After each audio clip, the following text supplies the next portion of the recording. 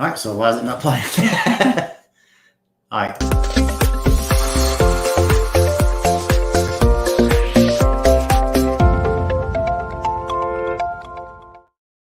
All right, so a small technical glitch there. Sorry to introduce ourselves that way. Yep. Happy Wednesday. Good afternoon. We're glad to be back here on another Real Estate Live Chat. Yep. Today we have Matt. Marty's out on the field working, doing real estate things.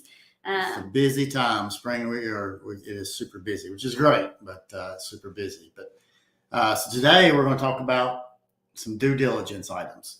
So, and some of these things everybody is aware of and always thinks of, but there's a handful of things that we kind of bring to attention to make sure you think about before it's too late and you don't realize it after you purchased a house. There's also other things if you're doing commercial property or just vacant land for development or vacant land in general. There's other things but we won't really dig into those, but we'll hit the basics today for, if you're going to go out and buy a house, what are some of the number one things you need to look into, besides just the colors and the rooms and all the fun stuff. Sounds good. So there's, right off the bat, before you make an offer, there's a property disclosure. So if somebody's been living in the house for more than 2 years, they're going to fill out this property disclosure and they're going to say, we know that there's been a roof leak in the past, but we fixed it last year. Or we know that there's a broken window right now and we got somebody coming to fix it. Or, those type of things. And how load's the roof? How load's the heat and air? All that stuff is pre-done with the listing. So you should be able to see all that. So you're aware of those things before you even made an offer. Which is important information. Right. Because if you see that after you make the offer and that would determine what you think of the property, then that part's really too late. You're trying to negotiate something after you've already negotiated. So you need to be aware of that beforehand. That's why it's on MLS. Right. So once you get a property and you need to confirm that it's in the right schools, it's in the right town, all those things preliminary from what it says. But once you get under contract, you're going to go through and dig into these things really deep. So most likely you're going to hire a home inspector. We always recommend that. They're going to go through the house. They're going to check every single plug. They're going to check every appliance. They're going to look at the roof. They're going to look at the crawl space. They're going to look for all sorts of things that are structural, mechanical, safety things, all those things. And then you'll get a report as to what all they find. Now they are going to be a general inspector. So they're going to go over the whole house, but in a general way. And let's say for heat and air, for instance, if they get to a heat and air unit, they're going to say that, this thing is 18 years old. And it seems to be operating properly now. But you might want to have somebody, a heat and air specialist inspect it, come inspect it. So at that point you may say, yeah, you know what? I want to hire a heat and air guy to come out also to do his inspection, to know what you're getting into. So that's where you get into some of the more specific type inspections and things. Something else, a survey. Sometimes if the house is in a neighborhood, it's pretty evident as to where the property lines are. If they're not marked, but if it's important, you may want to know exactly where they are. So you may make sure you can find the pins or hire a surveyor. If it's on 5 acres or 50 acres or whatever it is, you may want to have a survey done so you know exactly where the house is. Where that line is. There are instances where we had one just the other day. We have a small detached building that was over the property line by about 1.5 feet. So now, what do we do with that? Yeah, what do you do in that scenario? So there's a handful of things. The person who owns the 1.5 feet piece of the property, can give a variance or an easement for that little building to stay there. You could possibly buy that. They could give that to you. There's going to be some legal work done, some survey work done. You could tear the little building down. It depends on how long it's been there, whether, the way the law reads if it can stay or not. So there's certain things about that, but definitely better to know that up front before you close on the property, other than a year from now when you try and put up a fence and realize that the building's on the other side and now you're stuck with the problem. Now you got a problem that you're stuck with. So a survey can be very important for those things. And the survey can take a long time to get. If we called the surveyor today and say, hey, I'm buying a house over here, but I got to have a survey done. It could very well be, 6 to 8 weeks for a surveyor to get there to it. So something to think about. Appraisal. If you're going through a bank to get a loan on the property, they're more than likely going to require you to get an appraisal. Sometimes on cash deals, people will get an appraisal anyway, just to make them feel good about what the price is. And so the appraiser is going to take other comps of similar properties throughout the area and appraise this particular property to make sure that it's within that general area of what the sales price is. And the appraisal is really to protect the bank or protect the buyer from overpaying, or to make sure it's particularly the bank, to make sure their collateral is worth what they're lending to. A few other things you want to look at, with any house, any property's utilities.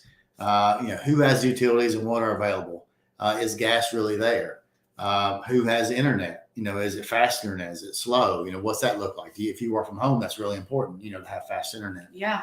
Your water, sewer, those sorts of things, or, any issues, but just that to be aware of, so you know how much that's going to cost, what that is, who the provider is. Something else that as you're going through the closing process, you'll be getting title insurance, whether the seller pays for it, the buyer pays for it. We recommend always getting title insurance. And what that is the title agency will do a research on the deed of the property. And they're going to go back as far as the property has been deeded and make sure that everything's been done correctly and that there's no liens against the property from years back or current. So those get paid off at closing. 90% of the time, 95% of the time, everything comes back good. But they do a handful of times find things that need to be corrected. And now it's still the seller's responsibility to help get that corrected and not your problem yet.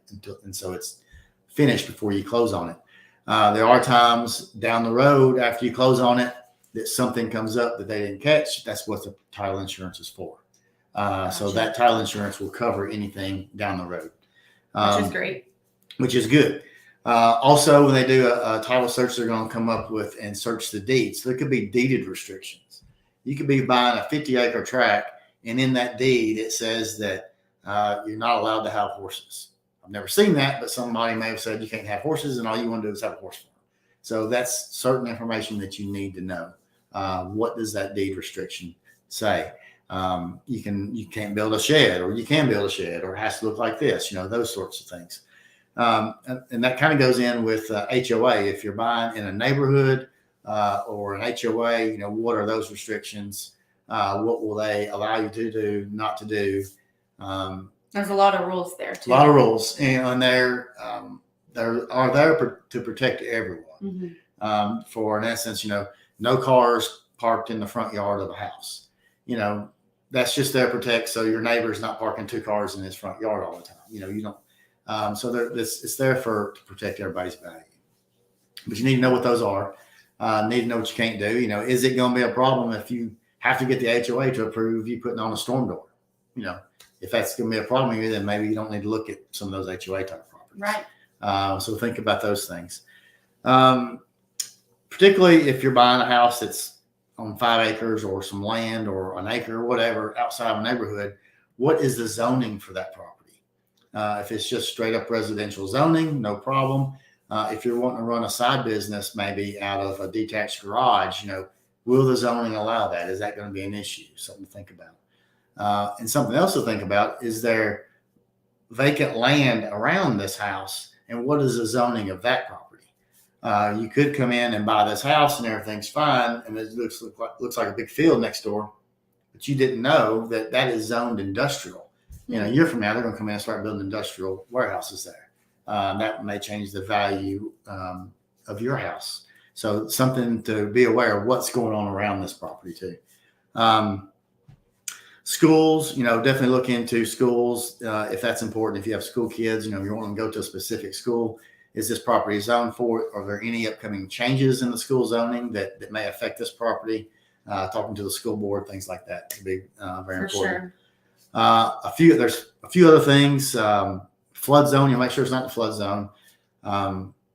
it can't, or a portion of the property can be, and you can still get insured or not a problem. But if it is in a flood zone, you have to get a special flood insurance, which is an additional expense, additional liability on you. Also, contact your insurance guy. Say, look, I'm fixing to buy this house on Main Street. Can you give me an insurance quote on it? He's going to look up the address, and he'll be able to tell if there's been other claims against the house, if there's any issues with it, and that can tell you a lot about the property. And you want to make sure, and some of that can affect the insurance premium adversely. So get a quote on that so you know what that looks like and make sure everything looks good. Yeah. So overall, these are all important things that need to be done before you decide whether or not you're going to purchase a home. Right. So when you go to buy a house, you're going to have an inspection period or due diligence period, whatever that is. And let's just say it's 10 days. So from the time the day one starts to the end of day 10, you have to go through and be good with all these topics. Right. For and sure. So if it comes down through that, everything works out good, except you realize that the zoning next door is not what you wanted. Then as long as it's written in the contract for a due diligence for all those things, then you can get out of that. Which is great. But if you waive all inspections and waive all due diligence and move straight, and you find out later, then you got an issue. You can't get out just because of what the neighbor's doing. Right. So some very important stuff you need to be aware of and look into when you're buying it. Yeah, for sure. And if you're interested in buying or selling a home, don't forget to reach out to the Burnett Group. They'd love to help you and assist you in that. Have a great week, everyone. Thanks. See you next week.